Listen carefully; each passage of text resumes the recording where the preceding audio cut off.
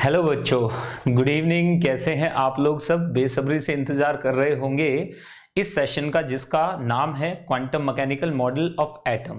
तो आज हम इसे कंप्लीट करेंगे पूरी तरह से। यहाँ पर हम लोग बात करेंगे बेसिक्स के बारे में। साई क्या होता है, significance of psi, psi square कैसे होता है, रेडियल प्रोबेबिलिटी डिस्ट्रीब्यूशंस कैसे लेके चलते हैं, प्रोबेबिलिटी डेंसिटी किसे बोलते हैं, प्रोबेबिलिटी डिस्ट्रीब्यूशन कैसे आता है, आइगन वैल्यूज कैसे लेके चलते हैं, और ऑब्वियसली क्वांटम नंबर्स के बारे में भी बात करेंगे। नोड्स कहाँ पे होते हैं, नोडल प्लेन किसे कहते हैं, जिसके ऊपर क्वेश्चन जेईई एडवांस में भी आया है अभी 2022 में। तो चलिए फिर शुरुआत करते हैं, जल्दी से बात करेंगे quantum mechanical model of atom. याद रखना है बच्चों, quantum mechanical model of atom सिर्फ दो बातों पे मेनली बेस्ड है। एक तो किसके ऊपर, de Broglie's wave and particle nature of electron, और दूसरा ये किस चीज के ऊपर बेस्ड है, दूसरा है ये हाइजेनबर्ग्स अनसर्टेनिटी प्रिंसिपल के ऊपर बेस्ड है। मतलब ये बताता है कि इलेक्ट्रॉन को प्रिसाइजली आप लोकेट नहीं कर सकते, यानी आप उसके डिफाइंड पाथ नहीं बना सकते। उसके लिए आपको क्या करना पड़ेगा, वेरिएबल पाथ बनाने पड़ेंगे, यानी इलेक्ट्रॉन को प्रिसाइजली लोकेट नहीं कर सकते। हाँ, ये जरूर बोल सकते हो कि इस एरिया में इलेक्ट्रॉन कहीं होगा और उस एरिया को ऑर्बिट ना बोल के ऑर्बिटल बोला जाएगा, यानी इलेक्ट्रॉन उसमें कहीं भी प्रेजेंट हो सकता है। उसके पाए जाने की प्रोबेबिलिटी निकालनी पड़ेगी आपको। एग्जैक्ट लोकेशन इलेक्ट्रॉन की बताना मुश्किल ही नहीं, नामुमकिन होगा। तो यही चीज ये मॉडल लेके आया। इसे हम 90% बच्चों बियॉन्ड सिलेबस है, सिर्फ 10% आपके सिलेबस में है। यही कारण है कि ये बच्चों को ज्यादा डिफिकल्ट लगता है। क्यों?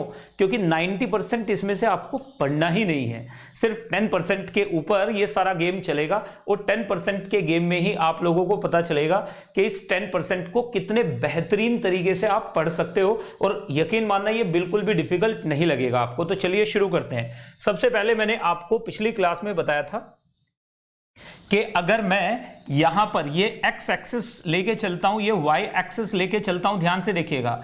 ये मैंने बोला था, ये y एक्सिस लेके चल रहा हूं मैं, ये x एक्सिस लेके चल रहा हूं, और ये z एक्सिस लेके चल रहा हूं। तो यहां पर देखो, ये y एक्सिस है, ये x एक्सिस है, और ये z एक्सिस है। तो मेरे पास क्या आ जाएगा बच्चों, यहां से देखो, यहां से साई मतलब वेव फंक्शन है जो किसी भी एक्सिस पे या किसी भी मूवमेंट पे इलेक्ट्रॉन की लोकेशन को बताने का काम करेगा। वेव का फंक्शन आप जानते हो, वेव फंक्शन। तो यानी ये क्या है, सीधे सीधे वेव फंक्शन, यानी ये कई फैक्टर्स पे डिपेंड करेगा। उसमें कई सारे ऑपरेटर्स आएंगे, मैं बताऊंगा आपको कौन कौन से ऑपरेटर्स आएंगे। तो साई जी, ऐसे ही यहां पर हमारे पास कितना आ जाएगा, ए, और यहां पर आ जाता है साइन, और ये आ जाएगा 2 पाई जी ओवर लैम्डा। सिमिलरली अगर मैं x के अबाउट लेके चलता हूं तो साई x की वैल्यू आ जाती है हमारे पास a साइन, कितनी आ जाती है, a sine 2 pi x upon lambda. और अगर मैं यहां पर लेके चलता हूं तो ये आ जाता है psi y is equal to आ जाता है a साइन, और यहां पर आ जाएगा ऑब्वियस सी बात है 2 पाई y अपॉन लैम्डा। तो यहां से हमने क्या किया बच्चों, ये तीनों इस डायरेक्शन में x एक्सिस के अलोंग भी, y एक्सिस के अलोंग भी, z एक्सिस के अलोंग भी आपने, ऑब्वियस सी बात है, ये जो आपको यहां पे नजर आ रहा है ये क्या है बच्चों, ओरिजिन है, यानी न्यूक्लियस है। तो न्यूक्लियस हमेशा स्फेरिकल होगा ये जरूरी नहीं है बच्चों। न्यूक्लियस कॉम्प्रेस्ड भी हो सकता है और न्यूक्लियस इलोंगेटेड भी हो सकता है, यानी न्यूक्लियस की शेप कभी भी स्फेरिकल हो ऐसा जरूरी नहीं है। तो यहां पर देखिएगा जरा एक बार, उसके बारे में भी बात करेंगे, लेकिन अभी फिलहाल इसी पे फोकस करेंगे। तो साई एक्स, साई वाई, साई जी, इन तीनों को देख लीजिए। तो हमने यहां से क्या निकाल लिया था बच्चों, कि एक पॉइंट हमने लेके चले थे यहां पर। आपने ध्यान दिया था लास्ट क्लास में कि एक पॉइंट अपन लेकर चले थे यहां पर, और एक पॉइंट हम लेकर चले थे इस डायरेक्शन में। यहां पर हमने बोल दिया था ये जो हमारे पास एंगल है ये थीटा है, with respect to y axis कितना एंगल माना था हमने बच्चों, जल्दी से बताइए, थीटा। और x एक्सिस से अगर ये वाला एंगल लेके चले तो ये हमने फाई मान लिया था। तो अब हमारे पास साई सिर्फ 3 बातों पे डिपेंड करने वाला है। साई कितनी बातों पे डिपेंड करने वाला है, अगर आप ध्यान से देख पा रहे हैं तो साई कितनी बातों पे डिपेंड करने वाला है बच्चों, अगर आप देख पा रहे हो तो साई कितनी बातों पे डिपेंड करेगा। आप लोगों को मैंने पिछली क्लास में भी करा के बताया था ये बात, कि ये एक बॉक्स की तरह है, ये एक बॉक्स की तरह है, आप देख पा रहे होंगे। तो साई में देखिएगा जरा एक बार, साई कितनी बातों पे डिपेंड करेगा, तो साई यहां पर देखिएगा, Sai will be function of किसका बच्चों, एक तो आर का फंक्शन होगा, यानी डिस्टेंस पे डिपेंड करेगा, इलेक्ट्रॉन न्यूक्लियस से कितनी डिस्टेंस पे है, दूसरा ये थीटा का फंक्शन होगा, और तीसरा ये फाई का, यानी पोलर कोऑर्डिनेट्स आपने ले डाले। साई के बारे में हम लोग बात कर रहे हैं, इसका मतलब साई 3 फैक्टर्स पे डिपेंड करेगा। अगर मैं साई में सिर्फ आर और थीटा ले लेता हूं तो ये हमारे पास बच्चों, और साथ में बच्चों अगर हम यहां पर देखिएगा, साई को 2 पार्ट में डिवाइड किया जा सकता है। तो पहले ये बात कर लेते हैं कि साई को 2 पार्ट में कैसे डिवाइड करेंगे और क्यों डिवाइड करेंगे, कौन कौन से 2 पार्ट होंगे आप मुझे बताओ जल्दी से। साई में एक्स वाई जी के पोलर कोऑर्डिनेट्स आप रख सकते हो बच्चों। साई इज इक्वल टू क्या है, psi is equal to amplitude of electron wave, amplitude of electron wave है inside the atom. It can change with any value of R theta and phi, यानी R theta phi तीनों में से किसी एक के साथ भी ये चेंज हो जाएगा। ये बात तो आपको क्लियर है। तो पोलर कोऑर्डिनेट्स बताइए, अगर मुझे यहां पर लिखना पड़ जाए आर की वैल्यू, तो मेरे पास आर की वैल्यू कितनी आ जाएगी, अगर मुझे सिर्फ आर लिखना हो तो आर की वैल्यू कितनी आ जाएगी, आप लोग जरा सोच के बताएं। आर किन किन बातों पे डिपेंड करने वाला है, एक्स और वाई, ठीक है ना, जल्दी जल्दी जल्दी से फटाफट से आप लोग देखिएगा। तो साई 3 चीजों का फंक्शन तो हमें समझ में आ गया कि साई आर थीटा और फाई इन 3 बातों पे डिपेंड करता है। तो अगर मैं आप लोगों के लिए यहां पर साई के लिए 2 पार्ट में डिवाइड कर दें साई को, यानी साई एक तो सिर्फ रेडियल फंक्शन होगा, साई क्या आ जाएगा, एक तो बच्चों साई हमारे पास क्या आ जाएगा, एक तो आ जाएगा रेडियल पार्ट, यानी जो सिर्फ रेडियस यानी डिस्टेंस डिपेंडेंट होगा रेडियस, और दूसरा रेडियल पार्ट, और दूसरा आ जाएगा बच्चे एंगुलर पार्ट। दूसरा कौन सा पार्ट होगा, एंगुलर पार्ट होगा। एक रेडियल पार्ट है और दूसरा बच्चे एंगुलर पार्ट है, तो एक रेडियल वेव फंक्शन आ जाएगा और एक एंगुलर वेव फंक्शन आ जाएगा। तो ये रेडियल वेव फंक्शन क्या आ जाएगा मेरे पास, यहां पर साई, अगर मैं साई को 2 पार्ट में डिवाइड कर लूं तो कोई गुनाह अजीम तो नहीं है बच्चों। साई क्या आ जाएगा मेरे पास, साई मेरे पास आ जाएगा बच्चे, ध्यान से देखिएगा, इज अ फंक्शन ऑफ, यहां पर देखिएगा रेडियल पार्ट, यानी यहां पर आ जाएगा आर आर, और यहां पर इनटू ये एंगुलर पार्ट हो जाएगा। एंगुलर पार्ट में क्या आ जाएगा, थीटा एंड फाई। यही बातें होती हैं, बस सिंपली यहां पर देखिए ये रेडियल पार्ट है और ये एंगुलर पार्ट है, तो यहां से हमारे पास रेडियल वेव फंक्शन आ जाएगा और यहां से आ जाएगा angular wave function, radial wave function और साथ में angular wave function, angular wave function. यानी हम 2 पार्ट में साई को डिवाइड कर लेते हैं। आपको पता है ये एंगल डिपेंडेंट है और ये डिस्टेंस डिपेंडेंट है, एक एंगल डिपेंडेंट हो जाएगा और दूसरा डिस्टेंस डिपेंडेंट हो जाएगा। बहुत सारी बातें आपको इसमें ऐसी लग रही होंगी, पता नहीं कहां से आ गई हैं, लेकिन आप देखो इलेक्ट्रॉन का साई क्या बताता है, साई बताता है लोकेशन। आप ब्रॉड स्पेक्ट्रम में सोचने की कोशिश करो, साई क्या बता रहा है, इलेक्ट्रॉन को प्रिसाइजली लोकेट करने का काम कर रहा है। तो वो एंगल पे भी डिपेंड करेगा और डिस्टेंस पे भी डिपेंड करेगा, बट ऑब्वियस है कि वो एंगल पे भी डिपेंड करेगा और डिस्टेंस पे भी डिपेंड करेगा। अगर एंगल डिपेंडेंस है उसे एंगुलर वेव फंक्शन बोलेंगे, और अगर डिस्टेंस डिपेंडेंट है तो उसे रेडियल वेव फंक्शन बोलेंगे, जो रेडियस के साथ वेरी करेगा। आसान है बात बिल्कुल, आप देख लो, दोबारा से देखिए, इसे नोट करते जाइएगा, आप लोगों ने इसे नोट भी करना है साथ साथ। This is quantum mechanical model of atom, quantum mechanical model of atom, ये quantum mechanical model of atom है बच्चों, और कुछ नहीं है इसमें देखने में बड़ा। यहां पर हमारे पास क्या दे देंगे, एक्स की वैल्यू दे देंगे साइन थीटा कॉस फाई ऐसे करके, और यहां पर हमारे पास y की वैल्यू, y में क्या आ जाएगा हमारे पास, सिर्फ क्या आएगा, 5 आएगा, तो यहां पर और साइन ही आएगा, सिर्फ साइन थीटा साइन फाई। तो इसी तरह से आप लोग पोलर कोऑर्डिनेट्स इसके निकाल सकते हो, लेकिन वो बियॉन्ड है, उसकी हमें ज्यादा जरूरत नहीं है। फिलहाल देखिए एंगुलर वेव फंक्शन और रेडियल वेव फंक्शन, ये एंगुलर है तो लिख लेते हैं इसे, और ये रेडियल है, सॉरी एंगुलर एंड रेडियल, इसको आप लिख सकते हो। एंगुलर वेव फंक्शन क्या होगा, जो एंगल पे डिपेंडेंट होगा, और रेडियल वेव फंक्शन क्या होगा, जो किस पे डिपेंड करेगा, 2 एंगल्स पे डिपेंड करेगा। तो यानी अगर मैं यहां पर आपसे मोटा माटी बात करूं तो बच्चों याद रखिएगा, ये क्या है, डिस्टेंस डिपेंडेंट ओनली, ये सिर्फ डिस्टेंस पे डिपेंड करेगा, डिस्टेंस डिपेंडेंट होगा, ये डिस्टेंस डिपेंडेंट होगा। और ये क्या होगा बच्चों, एंगल डिपेंडेंट होगा, ये एंगल डिपेंडेंट होगा, ये सिर्फ एंगल पे डिपेंड करेगा, ये एंगल डिपेंडेंट होगा, ये सिर्फ एंगल पे डिपेंड करेगा। इसका मतलब ये हो गया, अगर हम इसे सॉल्व कर लें, तो हमने लास्ट क्लास में इसे सॉल्व किया था, तो हमारे पास क्या आ गया था बच्चों? हमने जब इसे सॉल्व किया था तो हमारे पास क्या आ गया था, ध्यान से देखिएगा, हमारे पास आ गया था d2 Sai over dx2 plus d2 Sai over dy2 plus d2 Sai over dz2 या z2 plus 8 pi square m।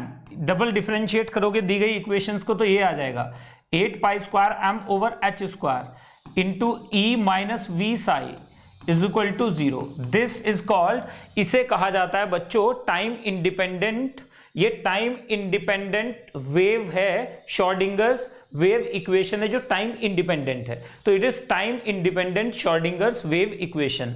कहां से आई है बच्चों? डबल डेरिवेटिव निकाला गया है। किसका डबल डेरिवेटिव निकाला गया है? देखो, अगर आप इसका डबल डेरिवेटिव निकालोगे तो क्या आ जाएगा हमारे पास? इसका डबल डेरिवेटिव निकालिए, इसका डबल डेरिवेटिव निकालिए विद रिस्पेक्ट टू z, और इसका निकालिए। इन तीनों के डबल डेरिवेटिव्स आप लेंगे और तीनों को ऐड करेंगे तो हमारे पास 3D में क्या आ जाएगा बच्चों?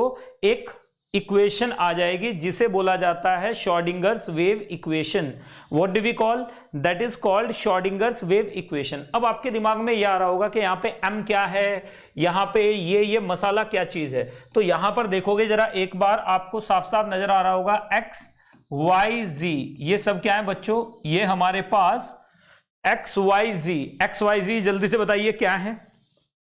ये सर्टेन कोऑर्डिनेट्स हैं ऑफ इलेक्ट्रॉन, यानी ये क्या है बच्चों? These are coordinates of electron. ये तो इलेक्ट्रॉन के कोऑर्डिनेट्स हैं, कोऑर्डिनेट्स ऑफ इलेक्ट्रॉन, ये तो इलेक्ट्रॉन के कोऑर्डिनेट्स हैं। दूसरे पे आ जाइए, हमारे पास एक्स वाई जी के साथ साथ दूसरे पे हमारे पास m इज इक्वल टू क्या है? Mass of electron, mass of electron, यानी इलेक्ट्रॉन का मास। साथ में बच्चों यहां पर देखिए E इज इक्वल टू क्या है? Total energy, E is equal to total energy. और हमारे पास बच्चे V इज इक्वल टू क्या है? Potential energy, V is equal to क्या है? Potential energy, V is equal to क्या था? Potential energy, V is equal to potential energy. साथ में हमारे पास क्या है? H is equal to Planck's constant, PLANCK, Planck's constant, इसकी वैल्यू यूनिवर्सल है, फिक्स्ड है। हमारे पास पाई इज इक्वल टू हमें पता है 3.14। इसके अलावा और क्या चीज बाकी है यहां पर बच्चों? साई इज इक्वल टू क्या है बच्चों? Wave function. Psi is equal to क्या है? वेव फंक्शन या एम्पलीट्यूड ऑफ इलेक्ट्रॉन वेव। ये क्या बताता है? Psi is equal to, psi is a function of x y z and t, यानी साई किन बातों पे डिपेंड करता है? एक्स वाई जेड पे और टी पे डिपेंड कर जाता है। यानी एक पर्टिकुलर टाइम पे एक्स कोऑर्डिनेट क्या होगा इलेक्ट्रॉन का, वाई कोऑर्डिनेट क्या होगा, जी कोऑर्डिनेट क्या होगा, वो किस एंगल पे होगा, ये सारी बातें कौन बताता है? साई बताता है। वो कहां पे इलेक्ट्रॉन प्रेजेंट हो सकता है, ये सारी बातें कौन बताएगा? साई बताएगा। ये बातें सब लोगों को क्लियर है? इसको बच्चों प्रोनाउंस किया जाता है साई, वैसे इसे लिखा जाता है ये पसाई बोलेंगे इसे, लेकिन पसाई होता नहीं है, ये एक्चुअली पी साइलेंट है। यहां पे क्या बोलेंगे? इसे साई बोलेंगे। क्या बोला जाएगा? साई बोला जाएगा। अब हम बात करते हैं कि साई की हमारे पास क्या सिग्निफिकेंस है। यहां पर ये हमारे पास क्या है? Time independent Schrodinger's wave equation. This is called time independent Schrodinger's wave equation. इसे कहा जाता है time independent Schrodinger wave equation. अब यहां पर देखिएगा, ये इक्वेशन जो क्या है बच्चों? एक सेकंड ऑर्डर की डिफरेंशियल इक्वेशन है, आपके सामने है। इस इक्वेशन के बारे में हम लोग बात करने वाले हैं अभी और डिटेल में। तो जरा एक बार पहले सिग्निफिकेंस ऑफ साई के बारे में बात कर लेते हैं। सबसे पहले बात करेंगे सिग्निफिकेंस ऑफ साई। आपको यह पूछा जाएगा कि बताइए साई की सिग्निफिकेंस क्या है। तो significance of Sai, significance of Sai, significance of psi क्या होगा? What is the significance of psi? Sai क्या होता है बच्चों? प्लीज नोट कीजिएगा साई के बारे में। सिग्निफिकेंस ऑफ साई, साई हमारे पास क्या है? नॉर्मलाइज्ड कॉन्टिन्यूअस वेव फंक्शन है बच्चों। साई क्या है? Wave function, wave function unique valued है। साई क्या है? वेव फंक्शन और एम्पलीट्यूड ऑफ वेव। ये क्या है बच्चों? Amplitude of wave, electron wave. Electron wave का एम्पलीट्यूड है और वेव फंक्शन है जो कि क्या डिसाइड करता है? ध्यान से देखिएगा साई के बारे में। साई को बच्चों, ये साई एग्जैक्टली क्या बताता है? साई हमारे पास माइनस इंफिनिटी से प्लस इंफिनिटी तक अगर मैं लेकर चलूं, साई को नॉर्मलाइज्ड है, तो हमारे पास क्या आ जाएगा, डी साई। यानी साई की अगर हम लोग बात करें एक्स वाई जी में, तो हमारे पास कितना आ जाता है, वैल्यू 1 आ जाती है। ये यूनिक वैल्यूड फंक्शन है। ये क्या है बच्चों, यूनिक वैल्यूड फंक्शन है। ये it provide set of quantum numbers. Sai क्या कर देता है हमें, साई हमें कुछ क्वांटम नंबर्स प्रोवाइड करता है, कुछ नंबर्स प्रोवाइड करता है। इन्हें बोला जाता है एनएलएम। एनएलएम, इसके बिहाफ पे हम इलेक्ट्रॉन को क्या कर सकते हैं, लोकेट कर सकते हैं। Electrons location can be determined, कि इलेक्ट्रॉन किस एरिया में या किस वॉल्यूम में प्रेजेंट होगा। तो यहां पर देख लीजिए साई की सिग्निफिकेंस, एक बार मेरे साथ साथ सब रिपीट करो। ये एम्पलीट्यूड है, एक्स वाई जी की टर्म्स में इसे रिप्रेजेंट किया जा सकता है। ये नेगेटिव भी हो सकता है, पॉजिटिव भी हो सकता है। आप जानते हो यूनिक वैल्यूड फंक्शन है, नॉर्मलाइज्ड फॉर्म में आपके सामने लिखा हुआ है। यहां पर देखिएगा, यानी कॉन्टिन्यूअस होता है साई, एम्पलीट्यूड ऑफ वेव भी बोलते हैं। और ये इलेक्ट्रॉन को प्रिसाइजली लोकेट करने के लिए साई नेगेटिव भी हो सकता है। साई क्या हो सकता है बच्चों, साई नेगेटिव भी हो सकता है, साई पॉजिटिव भी हो सकता है, साई पॉजिटिव भी हो सकता है, साई पॉजिटिव भी हो सकता है। ये बात याद रखेगा, इट कुड बी नेगेटिव और पॉजिटिव बोथ। आप लोगों को ये बात अगर बिल्कुल क्लियर है तो प्रोबेबिलिटी हमेशा पॉजिटिव होती है। इसका मतलब साई को कभी भी प्रोबेबिलिटी नहीं मान सकते, क्योंकि इलेक्ट्रॉन के पाए जाने की प्रोबेबिलिटी तो हमेशा पॉजिटिव होगी। तो ये कभी भी इलेक्ट्रॉन की प्रोबेबिलिटी नहीं देगा, साई स्क्वायर से प्रोबेबिलिटी निकालोगे, क्योंकि नेगेटिव का स्क्वायर क्या हो जाता है, पॉजिटिव। तो बिल्कुल यही चीज लेके चलेंगे। सिग्निफिकेंस ऑफ साई क्या है, it is a unique valued function और amplitude of electron wave inside an atom. ये क्या होता है बच्चों, ये यूनिक वैल्यूड फंक्शन है, कॉन्टिन्यूअस है बिल्कुल। और याद रखिएगा, ये 3 क्वांटम नंबर दे देता है, जिसे कहते हैं प्रिंसिपल क्वांटम नंबर। आएगा आपके सामने, ये 3 नंबर्स दे देता है, विच with the help of which we can locate electron precisely inside a given volume। तो इन्हें कहा जाता है क्वांटम नंबर्स, और इन क्वांटम नंबर के बारे में हम डिटेल में बात करेंगे।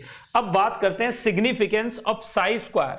सिग्निफिकेंस ऑफ साई स्क्वायर, तो यहां पर नोट करेंगे मेरे साथ साथ, क्या बच्चों, significance of Sai square. Significance of Sai square, Sai square की सिग्निफिकेंस बताइए जरा एक बार आप लोग। सिग्निफिकेंस ऑफ साई स्क्वायर क्या होगी, जल्दी जल्दी जल्दी फटाफट से। सिग्निफिकेंस ऑफ साई स्क्वायर, ये प्रोबेबिलिटी डेंसिटी देगा बच्चों, प्रोबेबिलिटी नहीं देगा, ये बात याद रखिएगा। तो साई स्क्वायर क्या दे देता है, ये कई बच्चों को दिमाग में गलतफहमी होती है कि साई स्क्वायर प्रोबेबिलिटी देगा, नहीं। साई स्क्वायर गिव्स, ये क्या दे देता है, probability density, gives probability density. ये क्या दे देता है, gives probability density. Probability density यानी एक इलेक्ट्रॉन में पर यूनिट वॉल्यूम अगर बात करें, probability density of finding an electron, finding an electron in given space, in given space, एक दिए गए स्पेस में। Probability of finding an electron in given space, probability density देता है साई। याद रखेगा, साई स्क्वायर हमेशा क्या होता है, साई स्क्वायर हमेशा ग्रेटर देन और इक्वल टू 0 के बराबर होगा। साई स्क्वायर ग्रेटर देन और 0 के बराबर होगा तो गड़बड़ हो गई यार। यहां पर देखिए, अगर हमारे पास साई स्क्वायर की वैल्यू 0 हो जाए, अगर साई स्क्वायर की वैल्यू 0 है तो this point is called node, इसे कहा जाता है नोड। और अगर हमारे पास साई स्क्वायर की वैल्यू क्या हो जाए बच्चों, अगर हमारे पास साई स्क्वायर की वैल्यू बट लेस देन और इक्वल टू 1, ये बात याद रखेगा। साई स्क्वायर की वैल्यू हमारे पास क्या होगी बच्चों, अगर साई स्क्वायर की वैल्यू हमारे पास 1 के आसपास हो जाए, टेंडिंग टू 1, तो इसे कहा जाता है ऑर्बिटल, इसे कहते हैं ऑर्बिटल। नोट कर लीजिएगा, ऑर्बिटल में और नोड में डिफरेंस देखिए क्या होता है। ऑर्बिटल क्या होती है, जहां पे साई स्क्वायर टेंडिंग टू 1 होता है, और नोड क्या होता है, जहां पे साई स्क्वायर टेंडिंग टू 0 होता है, उसे नोड कहा जाता है। अब यहां से हमारे पास नोड 2 तरह के होते हैं बच्चों, या तो नोडल पॉइंट हो जाएगा, यानी वो एक पॉइंट हो जाए स्पेस में जहां पे इलेक्ट्रॉन ना मिल पाए, या फिर नोडल प्लेन हो जाएगा, या फिर क्या हो जाएगा, नोडल प्लेन हो जाएगा।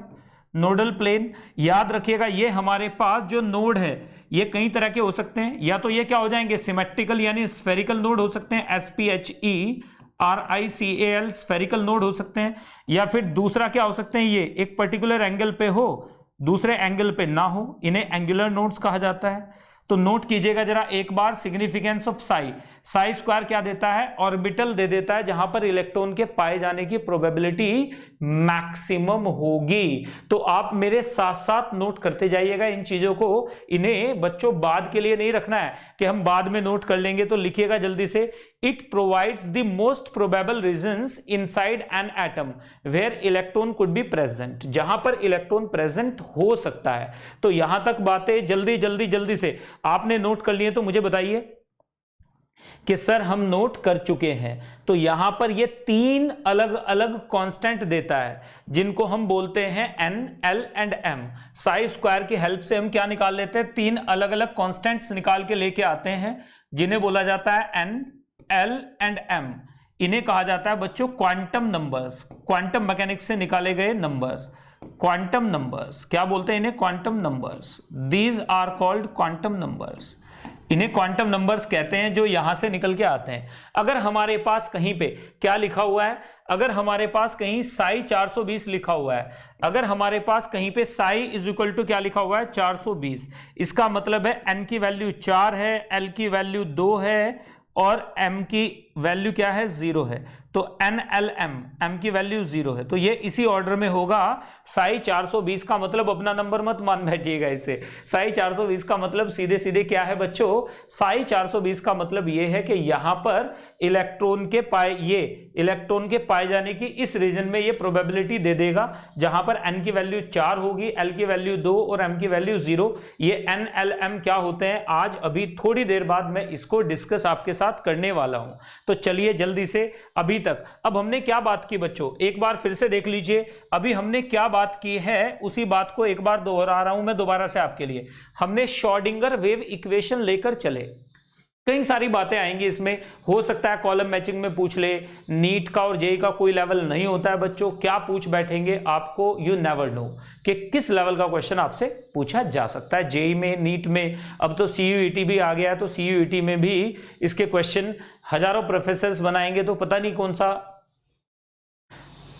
कोई भी टॉपिक सोच बैठे, कोई प्रोफेसर कोई एक पर्टिकुलर टॉपिक को सोच बैठे, आपने पढ़ाया या नहीं पढ़ाया उसका उनके ऊपर ठेकेदारी नहीं होगी। तो यहां पर देखिए हमने सबसे पहले श्रोडिंगर वेव इक्वेशन निकाली।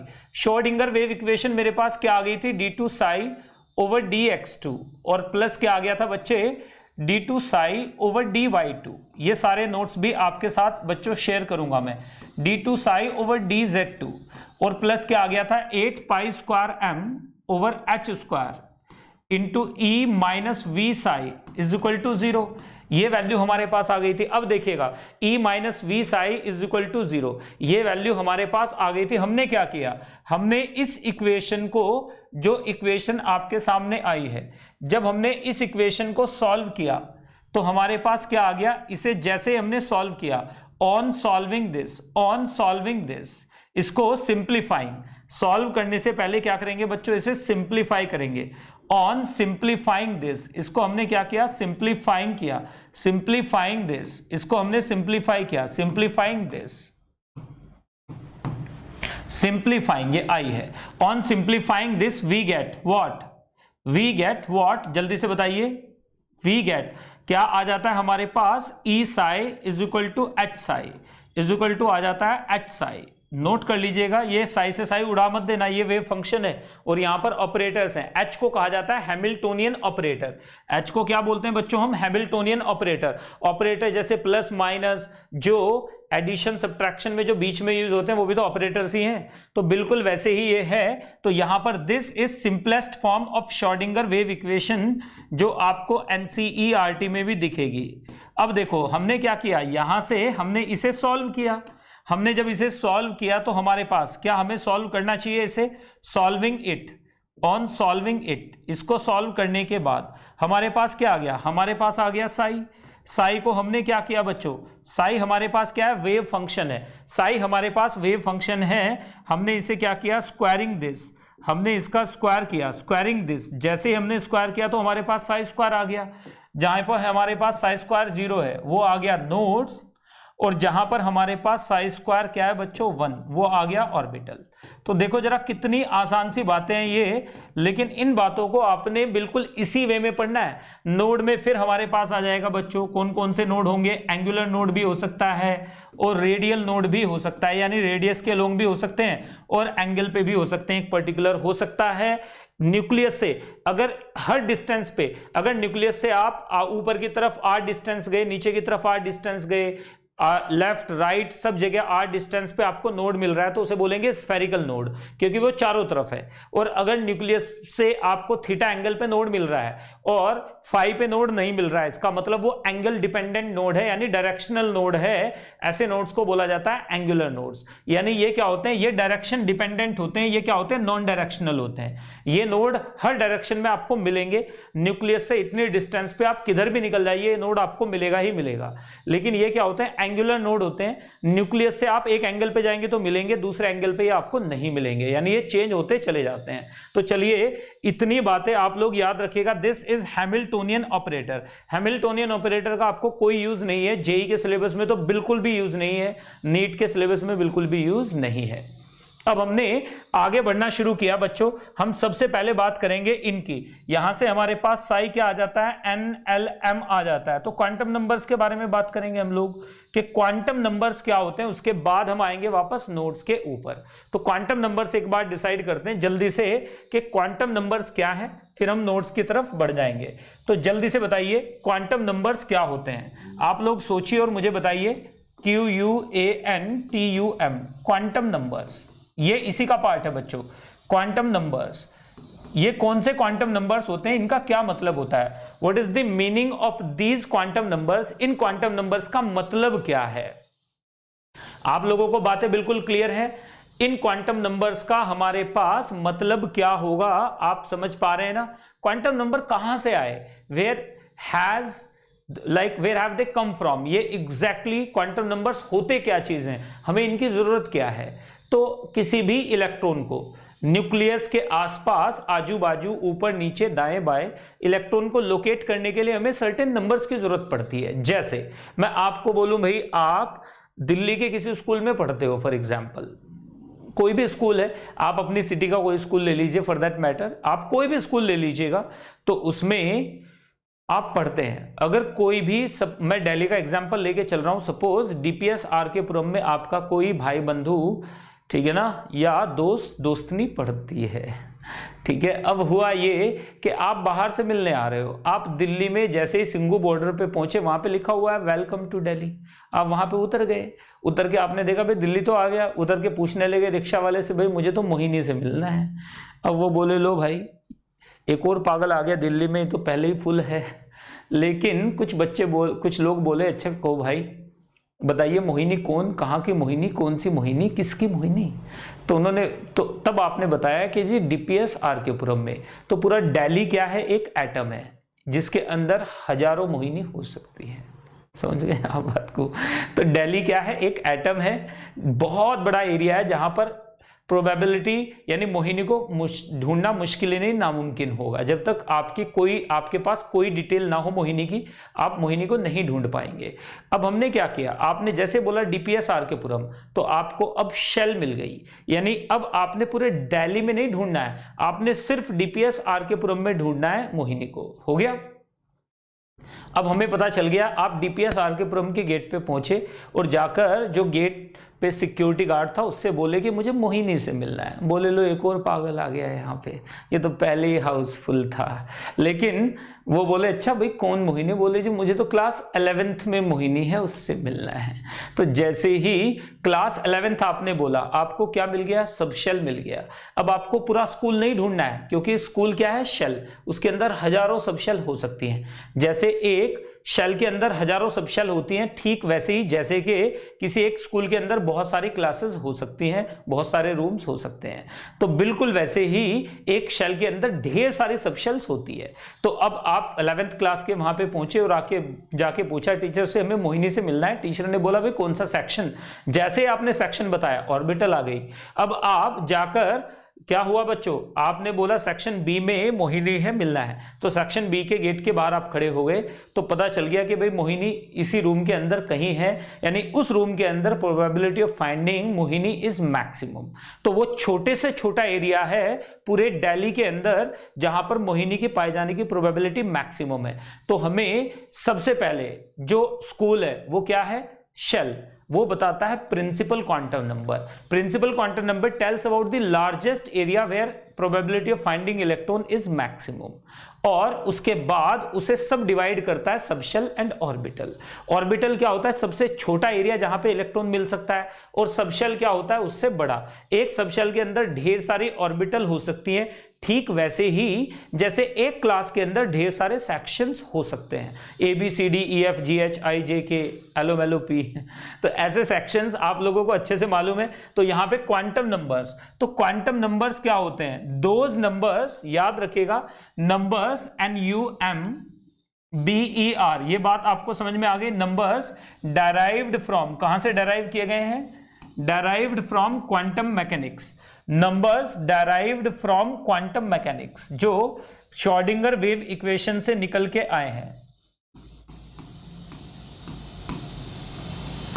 From quantum mechanics, from Schrödinger's wave equation, Schrödinger's wave equation और क्वांटम मैकेनिक्स, और quantum mechanics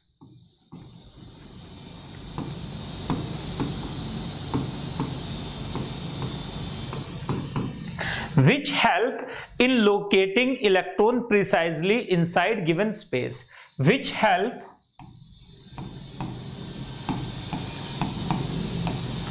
in locating precisely, locating an electron in a given space in an atom, which help in locating an electron in an atom। अब electron कोई हवा में तो तैर नहीं रहा होगा, in an atom, इन्हें कहा जाता है इन एन एटम, इन्हें कहा जाता है बच्चों, these are called quantum numbers. अगर मेरी बात आपको समझ में आ गई है तो अब जल्दी से मुझे बताइए। तो यहां पर देखिएगा बच्चों, क्वांटम नंबर्स, ऐसा क्यों, इन एन एटम, इन्हें कहा जाता है क्वांटम नंबर्स, क्योंकि एक एटम के अंदर बच्चों ढेर सारी शेल्स हो सकती है, हजारों ऑर्बिटल हो सकती है, हजारों सब शेल्स हो सकती हैं।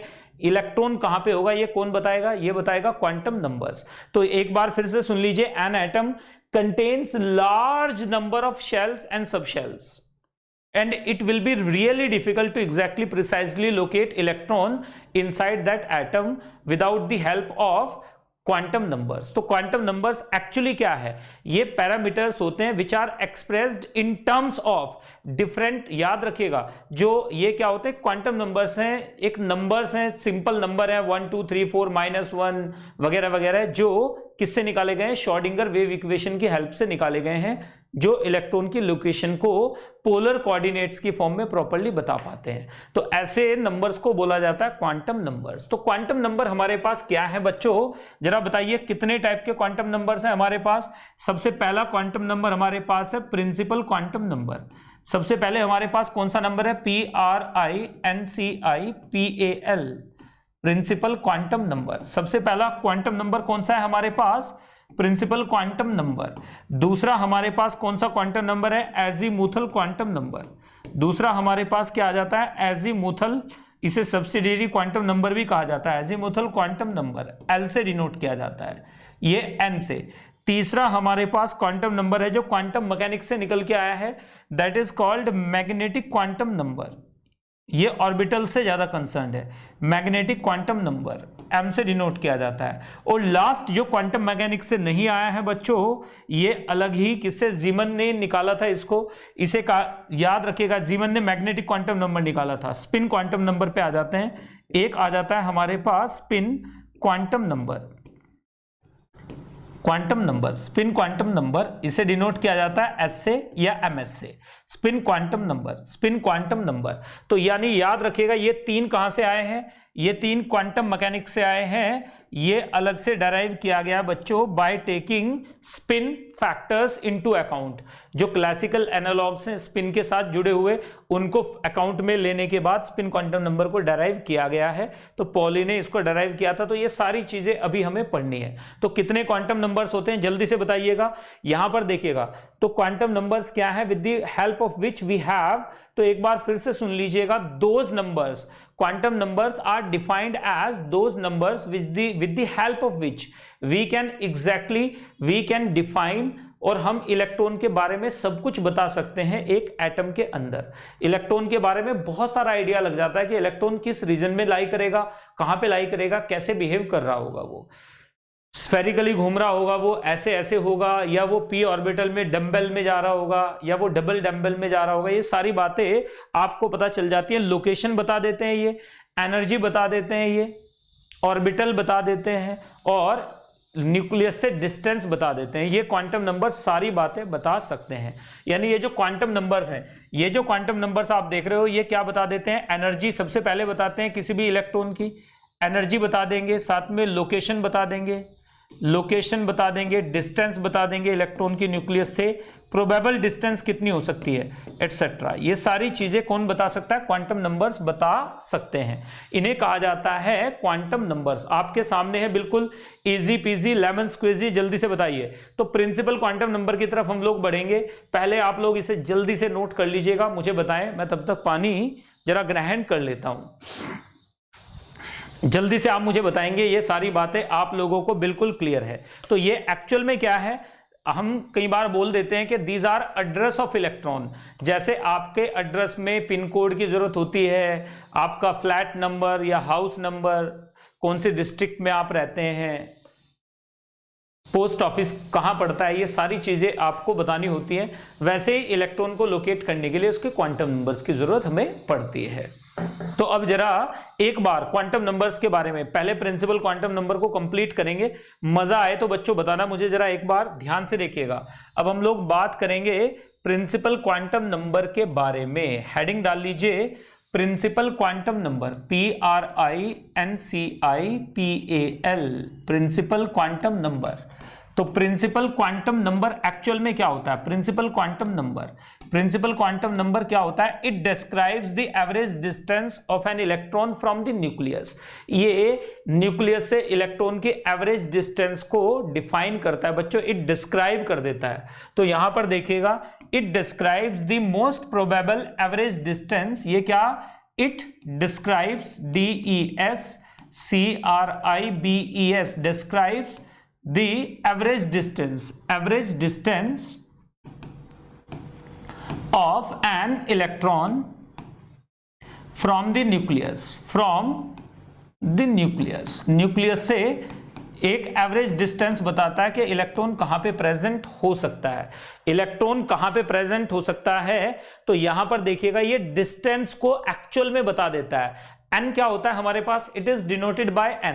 तो याद रखिएगा, डिनोटेड बाय n। सबसे पहले इसे डिनोट किससे करते हैं बच्चों, आप लोगों को पता होना चाहिए, डिनोटेड बाय n। याद रखिएगा, n क्या होता है, positive integer. n belongs to बच्चों 1 2 3, कोई भी इंटीजर यानी नेचुरल नंबर में आ जाएगा। ये आपके सामने है। तो n की वैल्यू 1 भी हो सकती है, 2 भी हो सकती है, 3 भी हो सकती है। याद रखिएगा, n का मतलब क्या होता है, number of orbit. n is equal to हो जाता है number of orbit. Number of orbit को ही प्रिंसिपल क्वांटम नंबर कहते हैं, नंबर ऑफ ऑर्बिट। याद रखिएगा, n क्या दे देता है हमें बच्चों, n हमारे पास, प्लीज नोट कीजिएगा, n हमें बताता है energy of electron. Energy of electron in nth orbit is directly proportional to कितनी आ जाती है, z²/n²। Energy directly proportional to z²/n² आ जाती है। आगे बढ़िएगा, हमें साफ साफ पता है रेडियस यानी Rn will be directly proportional to n²। हमें साफ साफ पता है velocity of electron in nth orbit is inversely proportional to n। ये बात हमें साफ साफ नजर आ रही है, ये आप लोग याद रखिएगा। यानी ये एनर्जी बताता है, रेडियस और वेलोसिटी बता देता है इलेक्ट्रॉन की nth ऑर्बिट में, यानी न्यूक्लियर इस ऑर्बिट में, और किसी भी पर्टिकुलर ऑर्बिट में 1 2 3 4 5 में वेलोसिटी कैसे वेरी करेगी ये बात बता देता है। नेक्स्ट में याद रखिएगा ये नंबर ऑफ ऑर्बिट होता है, नंबर ऑफ ऑर्बिटल नहीं। आगे बढ़ते हुए बच्चों नंबर ऑफ सबशेल्स, किसी भी शेल के अंदर number of subshells is equal to होता है n, प्रिंसिपल क्वांटम नंबर। अगर हमारे पास फर्स्ट ऑर्बिट है, यहां पे देखिए अगर ऑर्बिट है तो यहां पे हमारे पास सबशेल कितनी आ जाएंगी, ये आपसे पूछा जाएगा। अगर ऑर्बिट 1 है सबशेल 1 है, 2 है तो सबशेल 2 है, अगर ऑर्बिट 3 है सबशेल 3 हो जाएंगी, अगर ऑर्बिट 4 है सबशेल 4 हो जाएंगी, अगर ये 5 है तो ये 5 हो जाएगा, एंड सो ऑन। ये n है। फर्स्ट ऑर्बिट में एक ही सबशेल होती है, सेकंड ऑर्बिट में 2 सबशेल होती हैं s and p, third orbit में 3 सबशेल, फोर्थ ऑर्बिट में 4 सबशेल, यानी ये नंबर ऑफ सबशेल्स आपको बता सकता है। अब देखिएगा नंबर ऑफ सबशेल्स के बाद नेक्स्ट पॉइंट की तरफ मूव करते हैं बच्चों। It gives frequency of electronic revolution by, कैसे बच्चों, z²/n³। कितना, z²/n³। इससे निकाल सकते हैं आप लोग। यहां पे n क्या है, n is equal to PQN, n is equal to क्या है, PQN, प्रिंसिपल क्वांटम नंबर। यहां पर हमारे पास Fn के बाद प्लीज नोट कीजिएगा Fn इज इक्वल टू क्या आ जाता है, z²/n² और n³, ये n³ होता है, दिस इज n³। ये राइटिंग मिस्टेक है बच्चों, माफ कीजिएगा इस गुनाहे अजीम के लिए, हो सके तो मुझे माफ कीजिएगा। अब नेक्स्ट पॉइंट पे आ जाएंगे। ये Tn भी बता देता है, यानी time period that is directly proportional to n³/z²। तो हमें यहां पर भी n क्या है, प्रिंसिपल क्वांटम नंबर है। नेक्स्ट पॉइंट पे आ जाइए, नंबर ऑफ नोट कर लेना, नंबर ऑफ ऑर्बिटल्स, ये नंबर ऑफ ऑर्बिटल्स भी बता देता है, इज इक्वल टू कितनी हो जाती है, n²। किसी भी ऑर्बिट में अगर n हमारे पास 1 है तो ऑर्बिटल कितनी हो जाएंगी, 1। अगर n की वैल्यू 2 है तो ऑर्बिटल कितनी हो जाएंगी, 4। अगर हमारे पास n की वैल्यू 3 है तो ऑर्बिटल कितनी हो जाएंगी, 9, एंड सो ऑन। ये बात याद रखिएगा। ये मैक्सिमम नंबर ऑफ इलेक्ट्रॉन्स भी दे देता है, maximum number of electrons is equal to 2n²। किसी भी ऑर्बिट में याद रखिएगा, फर्स्ट ऑर्बिट में कितने आ जाएंगे हमारे पास, 2, सेकंड ऑर्बिट में हमारे पास कितने आ जाएंगे, 8, थर्ड ऑर्बिट में हमारे पास कितने आ जाएंगे, 18, and so on. Fourth orbit में हमारे पास कितने आ जाएंगे, देखो फोर्थ में 32 इलेक्ट्रॉन्स। यानी ये बता देता है कि किसी भी ऑर्बिट में ज्यादा से ज्यादा कितने इलेक्ट्रॉन आ सकते हैं, maximum number of electrons in an orbit, एक ऑर्बिट के अंदर, एक ऑर्बिट के अंदर ज्यादा से ज्यादा कितने इलेक्ट्रॉन आ सकते हैं, ये कौन बताता है बच्चों, ये प्रिंसिपल क्वांटम नंबर से आप पता कर सकते हो। यानी प्रिंसिपल क्वांटम नंबर अगर आपको पता चल जाए, एक बार क्विक रिकैप करेंगे, अगर आपको प्रिंसिपल क्वांटम नंबर पता चल जाए तो आप फ्रीक्वेंसी ऑफ रेवोल्यूशन निकाल सकते हैं, आप टाइम पीरियड निकाल सकते हैं, आप एनर्जी निकाल सकते हो, आप वेलोसिटी निकाल सकते हो, उस शेल के अंदर कितनी सबशेल्स होंगी ये निकाल सकते हो, शेल कौन सी है ये पता चल जाएगा, ऑर्बिटल कितनी होंगी ये पता चल जाएगा, उसके अंदर ज्यादा से ज्यादा कितने इलेक्ट्रॉन आ सकते हैं ये पता चल जाएगा, और तो और एंगुलर मोमेंटम भी पता चल जाएगा। तो याद रखिएगा ये एंगुलर मोमेंटम भी देता है, it gives angular momentum, it gives क्या बच्चों, angular momentum, gives angular momentum by mvr is equal to NH/2π। ये वैलिड है बच्चों, NH/2π। कभी सोचो ये तो बोहर ने दिया था लेकिन प्रूव नहीं कर पाया था, प्रूव किया था डी ब्रॉगली ने। तो डी ब्रॉगली वेव नेचर यहाँ पे वैलिड है। यहाँ पर n क्या है बच्चों हमारे पास, PQN। n क्या है हमारे पास, PQN। n is equal to क्या आ जाएगा हमारे पास, PQN आ जाएगा। दिस इज कॉल्ड, ये हमारे पास क्या है, क्वांटम नंबर है। अब जैसे जैसे आप न्यूक्लियस से दूर मूव करते हो, चलिए मैंने मान लिया ये हम न्यूक्लियस से दूर मूव कर रहे हैं यार, ये हम न्यूक्लियस से दूर मूव कर रहे हैं। ये फर्स्ट ऑर्बिट है, n की वैल्यू 1 हो गई, ये सेकंड ऑर्बिट है, n की वैल्यू 2 हो गई, ये थर्ड ऑर्बिट है, n की वैल्यू 3 हो गई, ये फोर्थ ऑर्बिट है, n की वैल्यू 4 हो गई, ये फिफ्थ ऑर्बिट है, n की वैल्यू 5 है, ये सिक्स्थ ऑर्बिट है, n की वैल्यू 6 है। आप देखो इधर से इधर जाते हुए आपको साफ साफ नजर आ रहा है प्रिंसिपल क्वांटम नंबर लगातार बढ़ रहा है। इसका मतलब क्या हो जाएगा हमारे पास, इसका मतलब n जैसे जैसे बढ़ेगा वैसे वैसे डिस्टेंस फ्रॉम द न्यूक्लियस बढ़ेगी, distance from nucleus, from nucleus बढ़ेगी, डिस्टेंस फ्रॉम न्यूक्लियस क्या हो जाएगी बच्चे, बढ़ती चली जाएगी। जैसे जैसे ये बढ़ेगा डिस्टेंस फ्रॉम द न्यूक्लियस बढ़ती चली जाएगी, जैसे जैसे ये बढ़ेगा डिस्टेंस फ्रॉम द न्यूक्लियस बढ़ती चली जाएगी, जैसे जैसे ये बढ़ेगा डिस्टेंस फ्रॉम द न्यूक्लियस बढ़ती चली जाएगी। ये बात याद रखिएगा, n distance from the nucleus बढ़ती चली जाएगी। आसान है बात बिल्कुल, मुझे फटाफट से बताइएगा ये बात आप लोगों को क्लियर के नहीं, सब लोगों को ये बात बिल्कुल क्लियर है। एन हमेशा इंटीजर होगा, 1 2 3 4 5 कोई भी वैल्यू होगी, एन से आप क्या निकाल सकते हो, एंगुलर मोमेंटम भी निकाल सकते हो, मैक्सिमम इलेक्ट्रॉन भी आपको बता देगा। तो एन की वैल्यू आप मुझे बताइए, क्या एन की वैल्यू कभी अगर मैं बोलूं कि एन की वैल्यू मेरे पास बच्चों, एन की वैल्यू मेरे पास 1.5, तो ये फॉरबिडन है, ये अलाउड ही नहीं है। एन की वैल्यू कभी 1.5 आ ही नहीं सकती। अगर मैं बोलूं एन की वैल्यू -1 है तो ये पॉसिबल ही नहीं है। नंबर ऑफ ऑर्बिट या प्रिंसिपल क्वांटम नंबर नेगेटिव कभी नहीं हो सकता, ये बात जरूर याद रखिएगा। ये नंबर ऑफ ऑर्बिट देता है around the nucleus, number of shells देता है, जो क्या होगी, इंटीजर वैल्यू होगी, पॉजिटिव इंटीजर वैल्यू होगी, ये कभी नेगेटिव फ्रैक्शनल नहीं हो सकता, ये बात याद रखनी है आपको। तो चलिए जल्दी से आगे बढ़ते हैं, बात करेंगे अजीमुथल क्वांटम नंबर की। यहां तक एक बार देख लो बच्चों, अगर किसी को बात मुझे बताइए जल्दी से कि ये बात हमें समझ में आ चुकी है, ये बात बिल्कुल क्लियर है सर, एब्सोल्युटली क्लियर, किसी को कोई डाउट नहीं होगा, पक्के से डाउट नहीं होना चाहिए, तो नोट करते जाइएगा। देखो हमने अभी तक क्वांटम नंबर कौन सा पढ़ा है, सिर्फ प्रिंसिपल क्वांटम नंबर के बारे में हमने बात की है। प्रिंसिपल क्वांटम नंबर के बारे में, it describes the average distance of electron from the nucleus, radial distance बोल दीजिए आप। साथ में ये क्या करता है, डिनोटेड बाय एन, एन से डिनोट किया जाता है, n belongs to positive integers 1 2 3 4 5, n is equal to number of orbit हो जाता है। ये एनर्जी भी दे सकता है, ये रेडियस भी निकाल सकते हो, और यहां से आप वीएन भी निकाल सकते हो, यानी velocity of electron in nth orbit निकाल सकते हो। यहां से अगर एन पता है तो वेलोसिटी आ जाएगी। नंबर ऑफ सबशेल्स कितनी होती है, एन होती है, यानी जो ऑर्बिट का नंबर होगा उतने ही उसके अंदर क्या होंगे, सबशेल्स होंगे। अब आगे बढ़ते हुए ये इससे हम फ्रीक्वेंसी ऑफ इलेक्ट्रॉनिक रेवोल्यूशन भी निकाल सकते हैं। यहां से आप क्या निकाल सकते हो बच्चों, टाइम पीरियड भी निकाल सकते हैं, नंबर ऑफ ऑर्बिटल्स भी आ जाएगा n², और यहां पर मैक्सिमम नंबर ऑफ इलेक्ट्रॉन्स भी आ जाएगा, दैट इज 2n²। तो यहां पर आपको साफ साफ दिख रहा है, हमने यहां पर क्या बात की, इसे के शेल कहते हैं, इसे एल, इसे एम, इसे एन।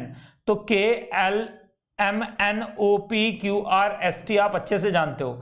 तो के शेल का मतलब एल की वैल्यू एन की वैल्यू 1 है, एल का मतलब एन की वैल्यू 2 है, एम का मतलब एन की वैल्यू 3 है, एंड सो ऑन। ये बात जरूर याद रखेगा, न्यूक्लियस से अवे जाते हुए ये हमारी कैलकुलेशन, यानी ये पूरी की पूरी कैलकुलेशन न्यूक्लियस से दूर जाते हुए है, पास आते हुए नहीं है।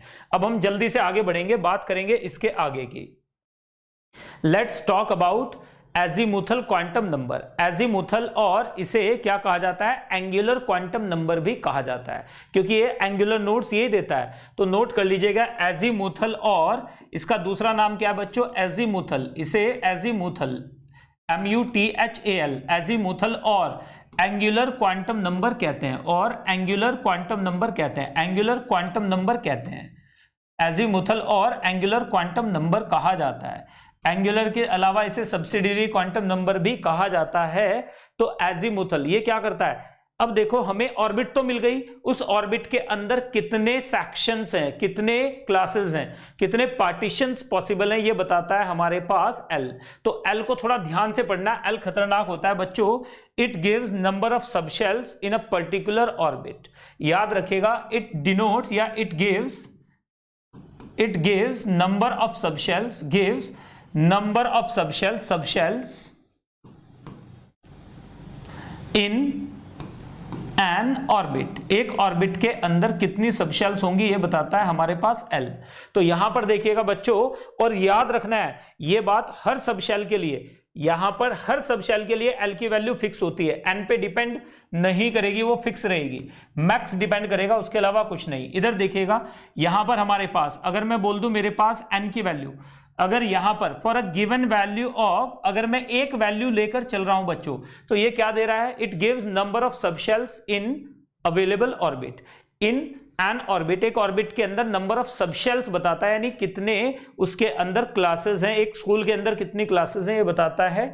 जैसे मैंने एग्जांपल दिया था क्वांटम नंबर वाला, वही ये यहां पर एग्जांपल दिया गया है। याद रखिएगा, for a given value, for a given value of n, given value, अगर हमें वैल्यू दी जाए, वैल्यू ऑफ एन, एन का मतलब प्रिंसिपल क्वांटम नंबर, ठीक है ना, for a given value of quantum number n, याद रखिएगा azimuthal quantum number, azimuthal quantum number, azimuthal quantum number can be from 0 to n-1, कितना हो जाएगा 0 टू n-1, कितना हो जाएगा ये 0 से n-1 तक हो जाएगा, AQN क्या हो जाएगा 0 से n-1 तक होगा, और each value belongs to a particular subshell. जैसे हमारे पास यहां पे n की वैल्यू लेके चलते हैं n, और यहां पर हम लेके चल रहे हैं l, आपको मजा आएगा, देखिएगा इसे थोड़ा ध्यान से देखिए, n की वैल्यू मैंने ली है 1, तो l की वैल्यू मेरे पास कितनी हो जाएगी 0 से n-1 तक, तो 0 ही हो जाएगी सीधे सीधे। ये कौन सी सबशेल हो गई, s सबशेल। ये कौन सी सबशेल हो गई, थोड़ा नीचे लिख लेते हैं इसे, यहां पर जगह थोड़ी कम है, नीचे जगह है तो क्यों ना उसे यूटिलाइज कर लिया जाए। यहां पर देखो, यहां पर मेरे पास n है बच्चों और यहां पर l है, यहां पर हमने मान लिया सबशेल, यहां पर हमने लेके चले हैं सबशेल, क्या लेके चल रहे हैं सबशेल। तो सबशेल देखिएगा n की वैल्यू मैंने माना मेरे पास n की वैल्यू 1 है, तो l की वैल्यू कितनी हो जाएगी मेरे पास 0, n की वैल्यू ज्यादा से ज्यादा, l की वैल्यू कितनी हो सकती है मैक्स टू मैक्स, l की वैल्यू 0 हो जाएगी, l की वैल्यू मैक्सिमम 0 होगी या नहीं होगी, बताइए मुझे फटाफट से। इसे बार बार रब इसलिए करना पड़ रहा है क्योंकि सिस्टम बैठाना पड़ता है लिखने में। यहां पर n की वैल्यू अगर मेरे पास 1 है तो l की वैल्यू 0 हो जाएगी, ये s सबशेल आ जाएगी। नेक्स्ट पे आ जाइए, इसका मतलब s l की वैल्यू 0 का मतलब एंगुलर कोई भी यहां पर किसी भी तरह का, यानी एक पर्टिकुलर एंगल पे कहीं भी इलेक्ट्रॉन के पाए जाने की प्रोबेबिलिटी 0 नहीं होगी इस सबशेल के अंदर। ये s ये बता रहा है, l की वैल्यू 0 का मतलब ये है कि कितने एंगल्स पे इलेक्ट्रॉन डेंसिटी 0 हो सकती है। आगे बढ़िएगा, n की वैल्यू 2, तो l की वैल्यू मेरे पास कितनी हो जाएगी 0 से n-1 तक, तो एक तो 0 हो जाएगी और एक 1 हो जाएगी, तो 2 हो गई, तो ये आ गया मेरे पास p सबशेल। नेक्स्ट पे आ जाइए, अगर n की वैल्यू में 3 लेके चलता हूं बच्चों, तो l की वैल्यू कितनी है 0 से n-1 तक सारी वैल्यूज पॉसिबल हैं, तो l की वैल्यू एक तो 0 ही आ गई, एक 1 आ गई और एक 2 आ गई, ये आ गया d सबशेल। देख रहे हैं। नेक्स्ट में आ जाइए, अगर मैं n की वैल्यू क्या लेके चलूंगा बच्चों, n की वैल्यू मैंने लिया है 4, तो l की वैल्यू आ जाएगी 0, ये आ गया 1, ये आ गया 2, ये आ गया 3। तो यहां पर देखिएगा n की वैल्यू आपको साफ साफ नजर आ रहा होगा, ये थोड़ा सा इधर लिखा गया था, इसको ठीक कर लीजिएगा बच्चों। तो यहां पर ये 1 आ गया, यहां पर देखिए ये आ गया मेरे पास 2, ये यहां पर तो था ही नहीं, यहां पर तो कोई वैल्यू थी नहीं, n इक्वल टू 2 के लिए कोई वैल्यू नहीं होती है। यहां पर देखिए ये कितना आ गया था 3 के लिए 2, यहां पर देखिए 2, यहां पर हमारे पास ये f सबशेल आ गई, तो SPDF, तो यानी हमारे पास ऐसे ही चलते चले जाएंगे। अगर n की वैल्यू मेरे पास 5 है तो l की वैल्यू आ जाएगी 0, 0 के बाद 1, 1 के बाद 2, 2 के बाद 3, 3 के बाद 4, तो g सबशेल आ जाएगी, g को कहते हैं गिरेड सबशेल। आगे बढ़ जाइएगा, नेक्स्ट पे आ जाओ, अगर n की वैल्यू मेरे पास 6 आ जाएगी तो l की वैल्यू 0, 1, 2, 3, 4 और यहां पर 5 आ जाएगा, ये आ जाएगा मेरे पास हार्मोनिक, यानी ये वाली सबशेल आ जाएगी, तो आपके इसके बाद इंटेंसिफाइड आ जाती है। तो आप एक चीज नोटिस कर रहे हो, चाहे कुछ भी हो जाए n की वैल्यू आप कुछ भी कर लो, l की वैल्यू क्या होती है फिक्स्ड। तो ये बात आपको दिमाग में अच्छे से डाल के रखनी है। क्या बच्चों, l क्या होता है, l is fixed for a subshell, is fixed for a subshell. एक सबशेल के लिए ये क्या होता है, फिक्स होता है, ये वैल्यू कभी चेंज नहीं हो सकती, आप चाहे घटा दें या बढ़ा दें, आप कितनी भी कोशिश कर लें ये वैल्यू चेंज नहीं होगी। अगर हमारे पास L की वैल्यू 2 है, आप देखो S सबशेल के लिए L की वैल्यू हमेशा क्या हो जाएगी 0 ही होगी, अगर 0 है तो क्या होगा S सबशेल ही होगी, अगर L की वैल्यू 1 है तो P सबशेल ही होगी, L की वैल्यू क्या है 2 है तो D सबशेल ही होगी, L की वैल्यू 3 है तो F सबशेल ही होगी। यानी हमें यह पता चल रहा है कि इसमें कितने एंगल पे इलेक्ट्रॉन डेंसिटी 0 होगी, 0 पे। यहां पर कितने एंगल पे इलेक्ट्रॉन डेंसिटी 0 होगी, 1 पे। यहां पर 2 एंगल्स पे इलेक्ट्रॉन डेंसिटी 0 हो जाएगी, यहां पर 3 एंगल्स पे। यानी ये क्या बताता है कितने एंगल पे इलेक्ट्रॉन डेंसिटी 0 हो सकती है। तो जरा ध्यान से देखिएगा, हमें साफ साफ दिख रहा है कि मेरे पास S सबशेल की बात करूं, अगर एस सब शेल की बात करूं तो एस का मतलब क्या होता है? यहां पर एस सब शेल, ये एस का मतलब क्या होता है? इसका मतलब होता है sharp. S stands for sharp, SHARP, sharp. इसके लिए एल की वैल्यू हमेशा क्या होती है? 0 for any value of l. N कुछ भी हो जाए, चाहे इनफाइनाइट कर दें, एल की वैल्यू ऑलवेज 0 है। चाहे आप एन की वैल्यू 1 2 3 4 5 कुछ भी रख लें, कोई फर्क नहीं पड़ेगा, ये इंडिपेंडेंट ऑफ एन की वैल्यू है। आगे बढ़ जाइए। पी सबशेल, पी को कहा जाता है, पी सबशेल की अगर मैं बात करूं तो पी सबशेल का मतलब है प्रिंसिपल। पी का मतलब मेरे पास क्या है? PRINCIPAL, principal. यहां पर एल की वैल्यू कितनी हो जाती है? 1। एल की वैल्यू 1 हो जाती है पी सबशेल के लिए। और अगर मैं डी की बात करूं बच्चों, डी सबशेल का मतलब है डिफ्यूज्ड। यहां पर डी का मतलब है डिफ्यूज्ड। डी का मतलब क्या है? डिफ्यूज्ड। एल की वैल्यू हमेशा 2 होगी। अगर मैं बोल रहा हूं एफ सबशेल, तो एफ सबशेल के लिए मेरे पास क्या आ जाएगा बेटा? एफ के लिए मेरे पास आ जाएगा, ये वैल्यू आ जाती है फंडामेंटल। क्या आ जाती है? फंडामेंटल। कौन सा मेंटल? फंडामेंटल। एल की वैल्यू 3 हो जाती है। ये बात हमें साफ साफ नजर आ रही है। इसका मतलब एक पर्टिकुलर सबशेल के लिए एल की वैल्यू एन से इंडिपेंडेंट होगी। एल की कितनी वैल्यू होंगी? टोटल वैल्यूज कितनी पॉसिबल होंगी एल की? तो यहां पे देखिएगा, टोटल वैल्यूज अगर आपने नोटिस किया हो तो जल्दी से बताइए। एल की total values of L, total values of L is equal to हो जाएंगी value of N is equal to आ जाएंगी total values of, total number of values of L is equal to आ जाएगा एन। मतलब first orbit में आप देखो, अगर मेरे पास n की वैल्यू 1 है तो l की वैल्यू 0 है, एक ही है। अगर n की वैल्यू 2 है तो l की वैल्यू भी 2 आएंगी, एक 0 एक 1। अगर n इज इक्वल टू 3 है तो l की वैल्यू 3 आएंगे, 0 1 एंड 2। अगर l की वैल्यू 4 है तो l की total number of values, l की वैल्यू नहीं, l की नंबर ऑफ वैल्यूज कितनी आएगी बच्चों? 0, ये 1, ये 2, ये 3। आप समझ रहे हैं? इसका मतलब जितनी हमारे पास n की वैल्यू होती है, क्योंकि हर वैल्यू l की एक सबशेल देती है, तो कॉमन सेंस हो गई ना यार। अरे भाई, l की वैल्यू एक सबशेल दे रही है और n is equal to number of subshell होता है, तो total values of l is equal to हो जाएगा n।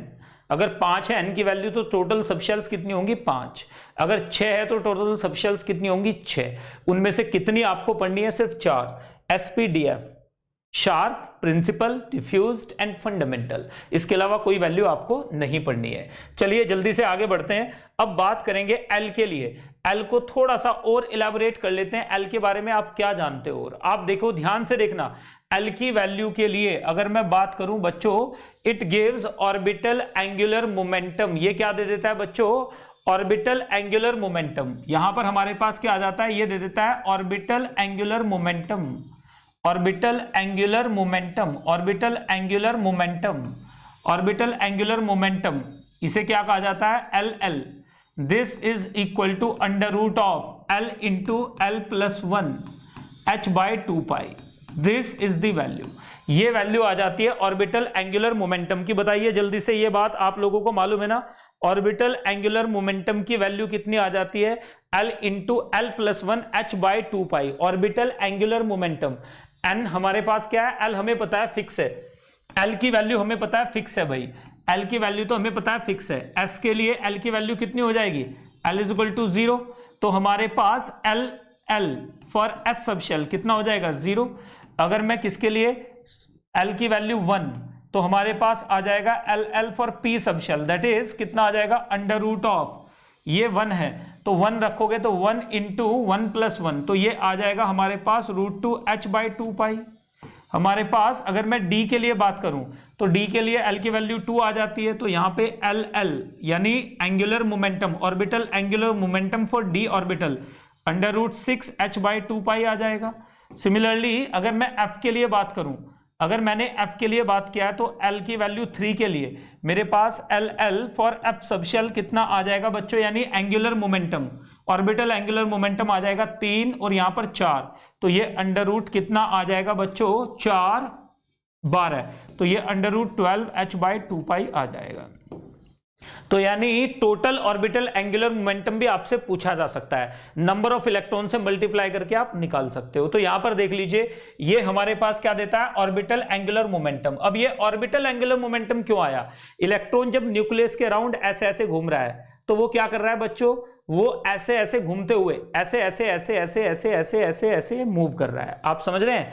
यानी उसकी ऑर्बिटल में भी क्या है, एंगुलर मोमेंटम होगा, जिसकी वजह से क्या होगा, फिक्स वैल्यूज होंगी उसकी, और उसी वजह से वो स्टेबल भी होगा सिस्टम। यानी बहुत कॉम्प्लिकेटेड सा सिस्टम बन रहा है। अब देखिए, जब इलेक्ट्रॉन ऐसे ऐसे घूम रहा होगा तो ऐसे ऐसे वाइब्रेट भी कर रहा होगा, इसकी वजह से स्पिन एंगुलर मोमेंटम भी आएगा। इसका मतलब एंगुलर मोमेंटम किसी इलेक्ट्रॉन के साथ क्या होते हैं, orbital, orbit and spin. Orbital कौन सा है हमारे पास, ये रहा आपके सामने, √L × L + 1 h/2 पाई। ऑर्बिट वाला mvr = nh/2 पाई। और क्या स्पिन वाला अभी आने वाला है, स्पिन वाला अभी आपको मैं कराऊंगा। तो बताइए जल्दी से, ये बातें आप लोगों को बिल्कुल क्लियर। तो L की वैल्यू हमें पता चल गई। किसी भी सब शेल में बच्चों नोट कीजिएगा, नेक्स्ट पॉइंट में ये क्या दे देता है बच्चों, it gives number of orbitals in a subshell, number of orbitals in a subshell कितनी होती है बच्चों, बाय 12 + 1। किससे, 12 + 1 से आप number of orbitals in a subshell निकाल सकते हो। कैसे, आप जरा ध्यान से देखिए, अगर मैंने s लिया है तो मेरे पास हो जाएगा 2l + 1। 12 + 1 की वैल्यू हो जाएगी कितनी बच्चों, l 0 है 1 ही हो जाएगी। यहां पर मैंने p ऑर्बिटल लिया है तो 12 + 1 की वैल्यू कितनी आ जाएगी मेरे पास, 3 आ जाएगी। यहां पर d लिया है तो 12 + 1 की वैल्यू कितनी आ जाएगी मेरे पास, 6 आ जाएगी, 5 आ जाएगी। अगर मैंने f लिया है तो 12 + 1 की वैल्यू मेरे पास कितनी आ जाएगी, 7 आ जाएगी। यहां पर हमारे पास एक ऑर्बिटल है, क्या है, 1 ऑर्बिटल, क्या है, 1 ऑर्बिटल। और यही सबशेल भी है, यही सबशेल भी है। यहां पर 3 ऑर्बिटल है, कितनी है, 3 ऑर्बिटल्स। कौन कौन सी है, px, py, pz। 3 ऑर्बिटल्स है, एक px है, एक py है, एक pz है। ऐसे ही हमारे पास यहां पर कितनी है, 5 ऑर्बिटल्स हैं। 5 ऑर्बिटल्स कौन कौन सी है, dxy, dyz, dzx, dx² - y² dz²। Next में आ जाइएगा, यहां पर देखिएगा, इसमें 7 है हमारे पास, 7 ऑर्बिटल्स हैं जिनका कोई मतलब नहीं है हमारे पास, dfxyz। यहां पर क्या आ जाएगा, fxyz, उसके बाद आ जाएगा fx × y² - z²। दूसरा आ जाएगा fy × z² - क्या आ जाएगा, x²। और नेक्स्ट में आ जाएगा fz x² - y²। और नेक्स्ट में कितना आ जाएगा हमारे पास, f(x³ fy³, 4 हो चुकी हैं, fy³ एंड fz³। तो ये आ जाएंगे हमारे पास f सबशेल्स। तो कहने का मतलब ये है कि ये बता देता है कितनी सबशेल्स, कितनी ऑर्बिटल्स होंगी, कितनी ऑर्बिटल्स होंगी। और देखिए यहां पर मैं आपको एक बहुत बेहतरीन बात बताने वाला हूं, मजा आएगा इसको पढ़ने में भी आपको और इसको सीखने में भी। देखिए यहां पर in a given number of orbitals, क्या है बच्चों, number of subshell is given by 12 + 1। किससे नंबर ऑफ सबशेल्स आ रही है, 12 + 1 से सबशेल्स आ जाती है। अब जरा एक बार सब लोग इसे नोट करो।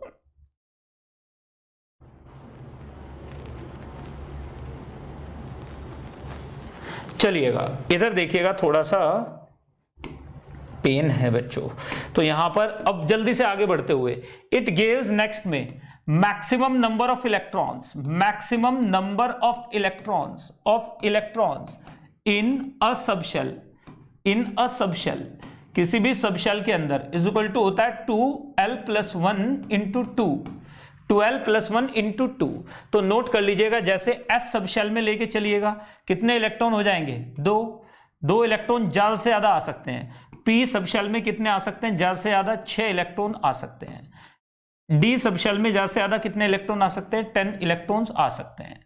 एफ सबशेल में ज्यादा से ज्यादा कितने इलेक्ट्रॉन्स आ सकते हैं, एफ में 14 इलेक्ट्रॉन्स मैक्स टू मैक्स आ सकते हैं, इसके ऊपर कभी नहीं आएंगे।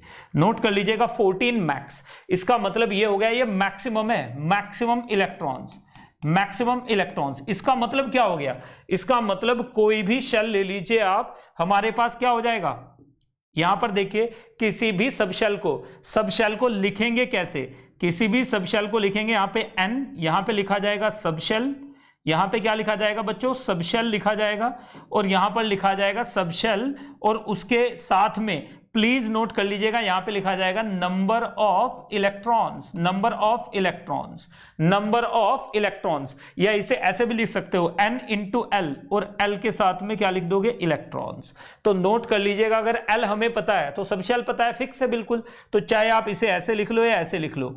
अगर हमारे पास लिखा हुआ है 4s2, इसका मतलब हमारे पास क्या है, फोर्थ ऑर्बिट, इसका मतलब फोर्थ ऑर्बिट की एस सबशेल में कितने इलेक्ट्रॉन्स हैं, में 2 इलेक्ट्रॉन हैं, 2 इलेक्ट्रॉन हैं, समझ गए ना। इसका मतलब ये हुआ कि अब देखिए, आप ध्यान से देखते जाइएगा, अगर मेरे सामने ये लिखा हुआ है बच्चों, क्या लिखा हुआ है, 4f3, इसका मतलब फोर्थ ऑर्बिट की एफ सबशेल में 3 इलेक्ट्रॉन है।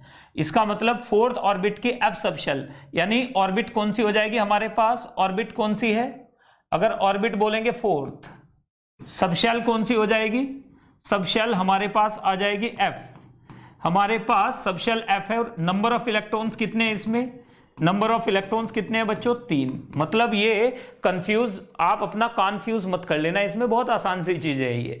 इधर देखिए, अगर यहां पर लिखा जाए, कुछ ऐसा लिख दिया जाए, जैसे लिखा है 5p और यहां पर लिख दिया है 5, इसका मतलब क्या है, फिफ्थ ऑर्बिट की p सबशेल में 5 इलेक्ट्रॉन, फिफ्थ ऑर्बिट की p सबशेल में 5 इलेक्ट्रॉन। अगर लिख दिया जाए 6d1, इसका मतलब 6 ऑर्बिट की d सबशेल में 1 इलेक्ट्रॉन।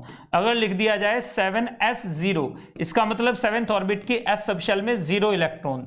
अगर लिख दिया जाए 3d10, इसका मतलब थर्ड ऑर्बिट की d सबशेल में 10 इलेक्ट्रॉन्स।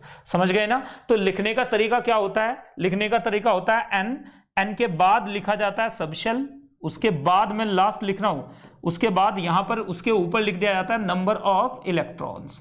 ये लिखने का तरीका है, दिस इज नोटेशन, ये नोटेशन है। कभी आप इसे ये सोचो कि ये तो कोई पता नहीं क्या चीज है, दिस इज नोटेशन और कुछ नहीं है। तो यहां तक की बातें अगर आप लोगों को बिल्कुल समझ में आते तो मुझे अभी बताते, ताकि हम आगे बढ़ जाते। जल्दी से बताओ बच्चों, यहां तक की बातें सबको क्लियर हैं, बिल्कुल फटाफट क्लियर, बिल्कुल। तो अब हम बात करेंगे एजीमुथल क्वांटम नंबर के बारे में, हम लोग बात कर चुके हैं। एजीमुथल क्वांटम नंबर के बारे में हमने बातचीत कर डाली है।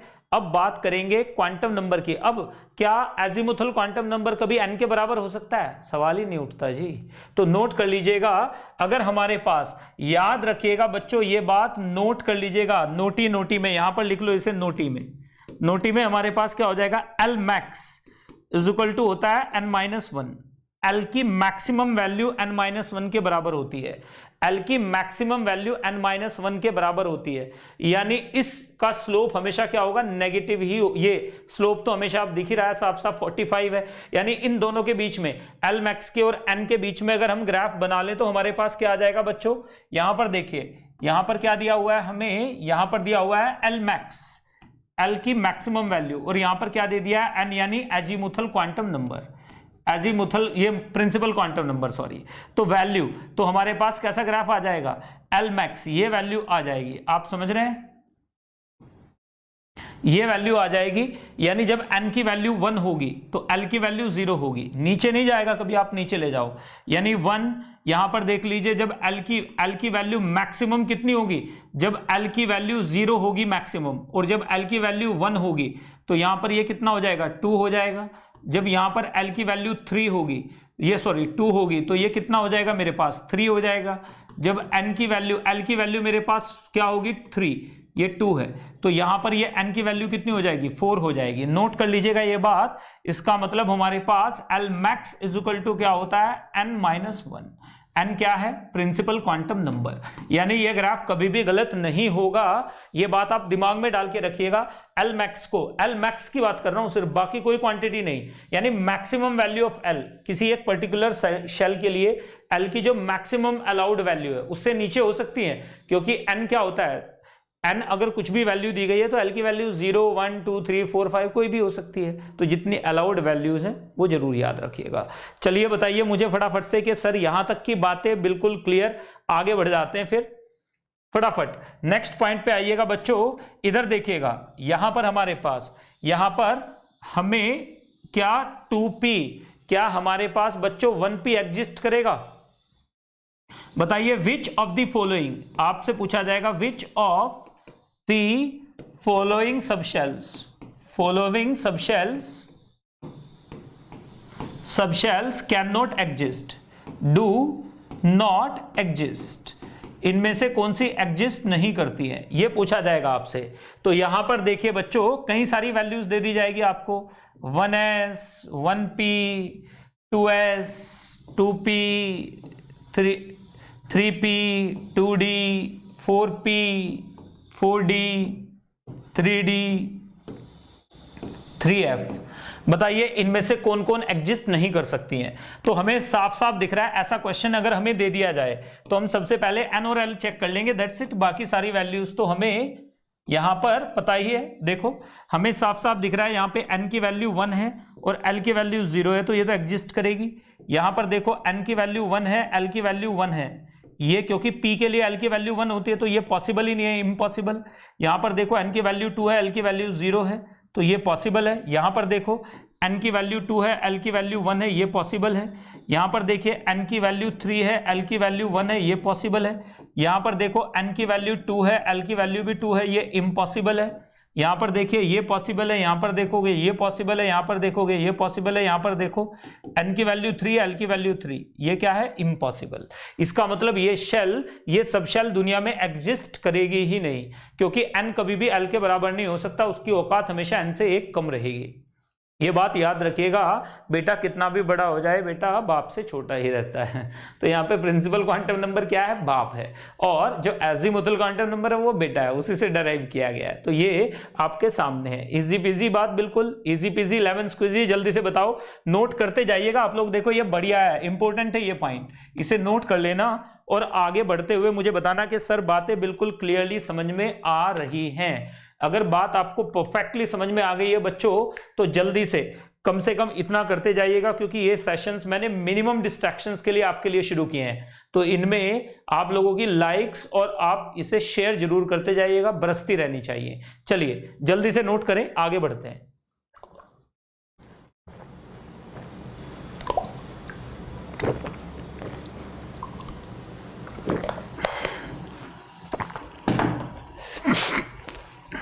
नेक्स्ट पॉइंट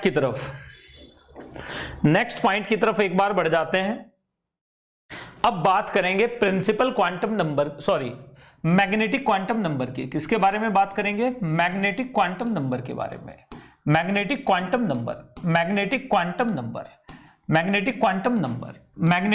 नंबर क्या होता है? m से डिनोट किया जाता है इसे। मैग्नेटिक क्वांटम नंबर को किससे डिनोट करते हैं? m से डिनोट करते हैं। मैग्नेटिक क्वांटम नंबर को किससे डिनोट करते हैं?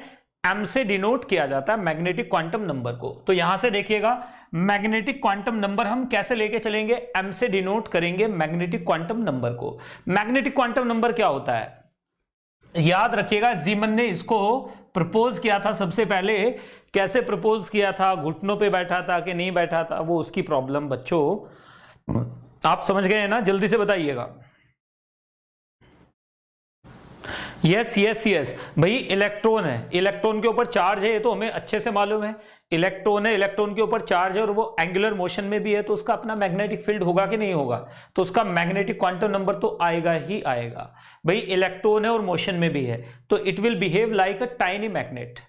एक इलेक्ट्रॉन टाइनी मैग्नेट की तरह बिहेव करता है, और टाइनी मैग्नेट की तरह बिहेव करेगा तो उसके लिए अपना मैग्नेटिक फील्ड होगा। उसको डिफाइन करने के लिए हमें क्या लेने पड़ेंगे? मैग्नेटिक कंपोनेंट्स को हमें लेना पड़ेगा, और उसी वजह से मैग्नेटिक क्वांटम नंबर को हमें यहां पर दिया गया है। तो यहां पर जल्दी से तो एक बार फिर से सुन लीजिएगा, अगर आप लोग बात समझ पा रहे हैं तो under the influence of external field क्या हो जाता है बच्चों? ये जो मैग्नेटिक फील्ड है इसके ऊपर क्या लगेगा बच्चों? अलग अलग फोर्सेस लगेंगे, अलग अलग मैग्नीट्यूड के फोर्सेस लगेंगे, और उन्हीं से मैग्नेटिक क्वांटम नंबर डिफाइन होता है। तो जल्दी से मुझे कॉमेंट सेक्शन में बताइए आप में से किस किस को मालूम है। तो यहां पर जल्दी से यस। तो यहां पर मैग्नेटिक क्वांटम नंबर क्या होता है? तो आप देखो हमारे पास क्या होता है? एक electron, an electron behaves like a tiny magnet, behaves like a tiny magnet. कैसे बिहेव करता है? Like a tiny magnet, like a tiny magnet, एक टाइनी मैग्नेट की तरह बिहेव करता है। टाइनी मैग्नेट, मूविंग इलेक्ट्रॉन है तो टाइनी मैग्नेट की तरह बिहेव करता है। मैग्नेट, मैंगनेट लिख दिया है तो यहां पर इसे चेंज कर लीजिएगा। An electron behaves like a tiny magnet, MAGNET, magnet, tiny magnet. External field में वो क्या करेगा? एक्सटर्नल फील्ड में वो अपनी ओरिएंटेशंस को अलाइन करेगा, एक सर्टेन वैल्यूज देगा जहां पर वो सबसे ज्यादा स्टेबल होगा, और उन वैल्यूज को ही मैग्नेटिक क्वांटम नंबर कहते हैं, और वो क्या होती हैं? ऑर्बिटल्स होती हैं। तो याद रखिएगा, it will align itself, electron will align itself in external magnetic field at certain orientations which are given by magnetic quantum number. These are called orbitals. इनको ही ऑर्बिटल कहा जाता है। बताइए जल्दी से, मजा आया कि नहीं? सुनने में मजा आया होगा आपको, तो एक बार फिर से सुन लीजिएगा बच्चों। Under the influence of external magnetic field, electron of a subshell can orient themselves और itself at a particular orientation in a space around nucleus. So those orientations are fixed for particular electron and are defined by one quantum number called magnetic quantum number.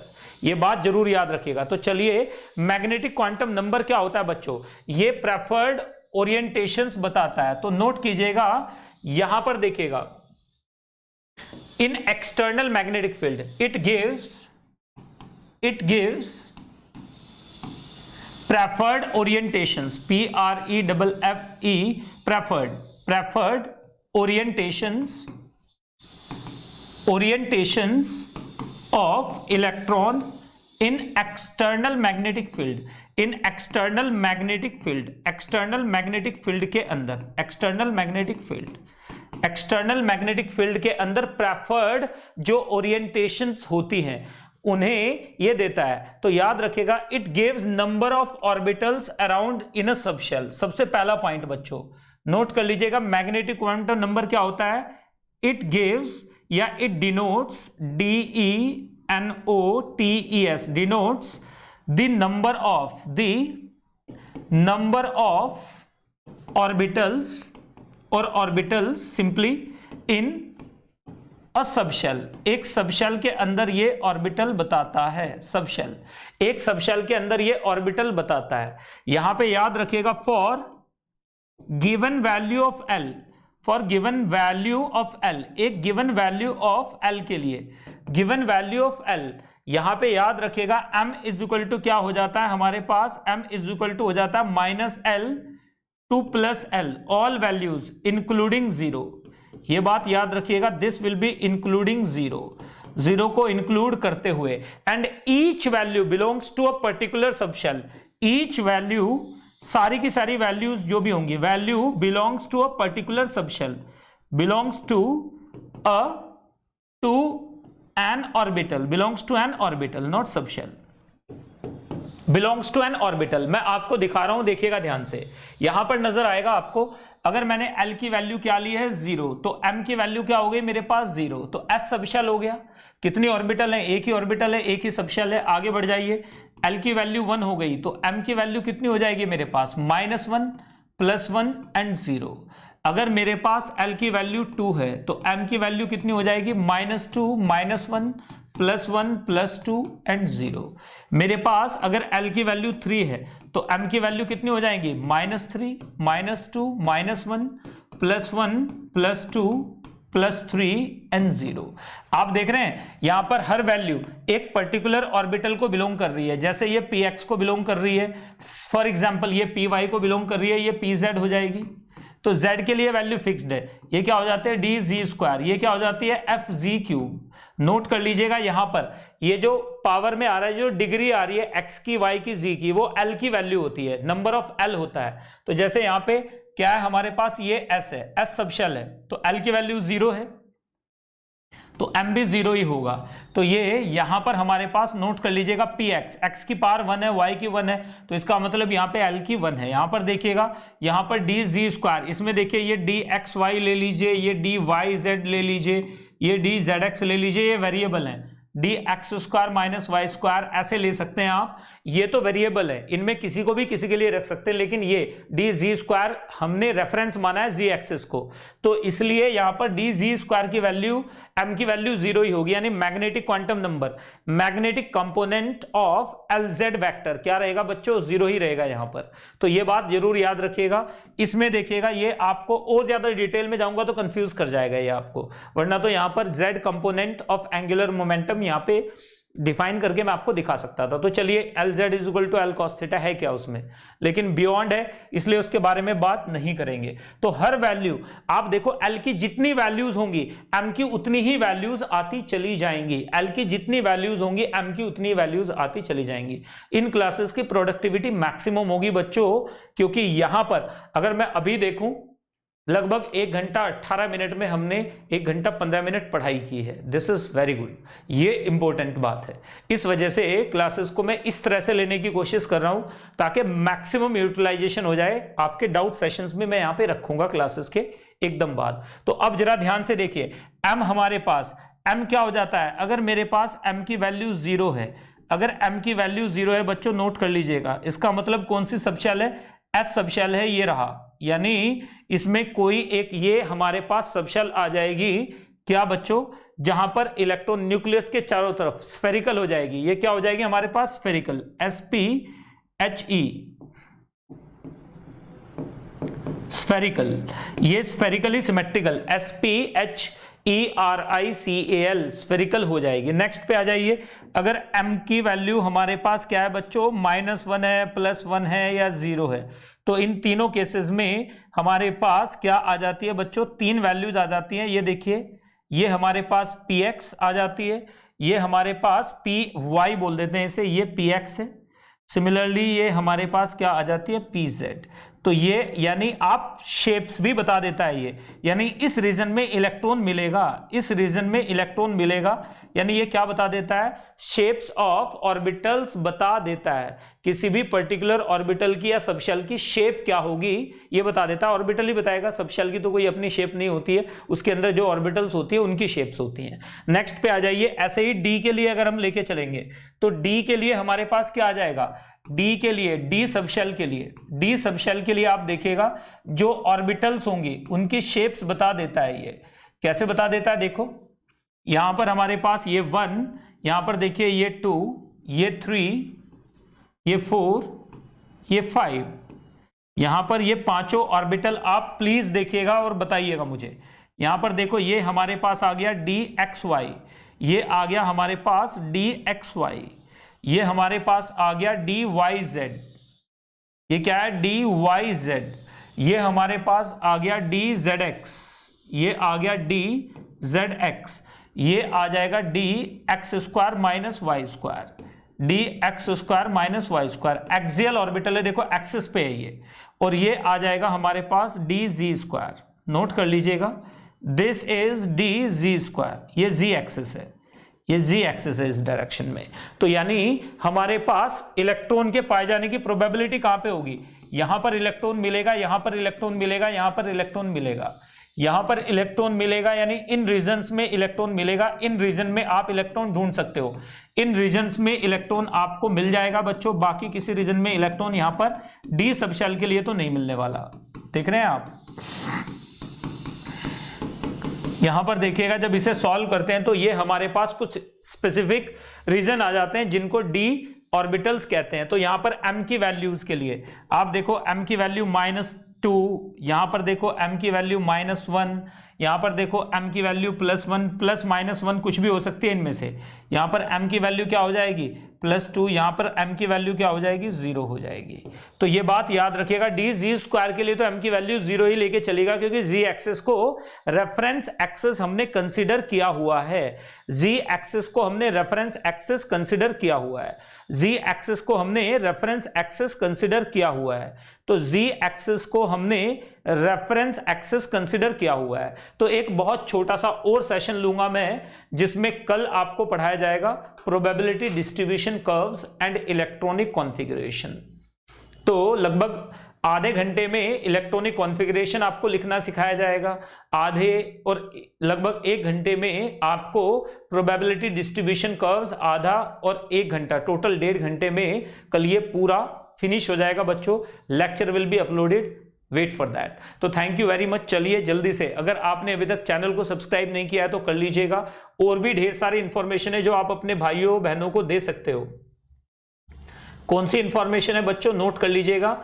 ये information which is very important for all of you, कि अभी आप dropper, जिन बच्चों ने अभी सोचा है, जिनके दिमाग में ये चल रहा है कि क्या मैं 2023 में अच्छे से अटेम्प्ट कर पाऊंगा। अरे भाई, अगर आपको थर्ड अटेम्प्ट एडवांस का मिले ना मिले, जेई मेन का थर्ड अटेम्प्ट तो आपको मिलेगा ही। आप नीट के लिए तैयारी कर रहे हो तो आपके पास लगभग 256 डेज आज से बाकी है। 28 मई के आसपास नीट का एग्जाम कंडक्ट किया जाएगा। लास्ट ईयर मैंने 17 जुलाई बोला था ना, इस बार 28 में बोल रहा हूं, तो तैयारी करके जाइएगा आप लोग। 28 में प्लस माइनस 1 वीक इधर उधर हो सकता है, 1 वीक पहले 1 वीक बाद में, इससे ज्यादा मतलब प्रीपोन भी नहीं होगा, इससे ज्यादा पोस्टपोन भी नहीं होगा। तो यानी याद रखिएगा, फर्स्ट वीक ऑफ जून या 28 मई को आपको नीट का एग्जाम देना है। तो आप तैयारी कर सकते हो, ड्रॉपर्स बैच में आइए, ज्वाइन कीजिए और सिस्टमैटिक वे में पढ़िए। डेली बेसिस पे आपकी क्लासेस होंगी, मंडे टू फ्राइडे। संडे में आपका टेस्ट होगा, सैटरडे आपके लिए बफर डे होगा जिसमें आप तैयारी कर पाएं अच्छे से। तो इस तरह से आप लोगों को हम तैयारी कराएंगे। बेहतरीन क्लासेस आपकी होंगी। क्लासेस 1.5 से 2 घंटे की होगी डेली। अगर बढ़ाने की जरूरत होगी तो 2.5 घंटे की क्लास भी ली जा सकती है, कोई इश्यू नहीं है। डाउट सेशंस आपके एक्स्ट्रा होंगे इन क्लासेस से। Thank you very much. अगर आपने अभी तक चैनल को सब्सक्राइब नहीं किया है तो सब्सक्राइब कर लीजिएगा बच्चों, बेल आइकन प्रेस कर लेना ताकि इंपॉर्टेंट नोटिफिकेशंस आपको मिलते रहें। तो चलिए, अब आपसे फिर मुलाकात होगी, आपके एक सेशन में फिर अपलोड करने वाला हूं जल्दी, उस सेशन के लिए वेट कीजिएगा। By tomorrow I think I should be uploading that session. Thank you very much, all the best.